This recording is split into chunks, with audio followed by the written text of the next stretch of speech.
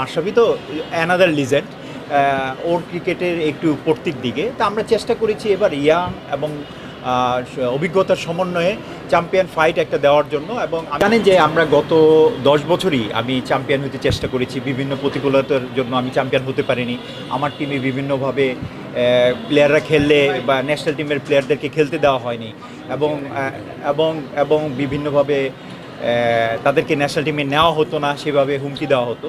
তা আমি মনে করি যে এবছর আমরা একটু চ্যাম্পিয়ন, মাশরাফি তো অ্যানাদার লিজেন্ড, ওর ক্রিকেটের একটু পড়তির দিকে। তা আমরা চেষ্টা করেছি এবার ইয়াং এবং অভিজ্ঞতার সমন্বয়ে চ্যাম্পিয়ন ফাইট একটা দেওয়ার জন্য। এবং আমি আশা করছি যদি মাঠে পারফরমেন্স করে, এবং মাঠে পারফরমেন্সের সাথে মাঠ ঠিক থাকতে হবে, আম্পায়ারিং ঠিক থাকতে হবে, সমস্ত পরিবেশ ঠিক থাকলে ভালো খেলা আমরা দিতে পারবো এবং আমরা চ্যাম্পিয়ন হবো ইনশাল্লাহ।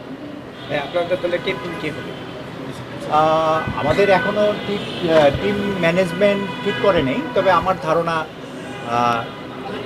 আকবর আলী আছেন, সাইফ হাসান আছেন, সাকিব থাকলে সাকিব থাকবে। মানে এটা টিমের কন্ডিশনের উপরে নির্ভর করে ক্যাপ্টেন কী হবে। আপনারা দেখবেন 3 তারিখ তো খেলা।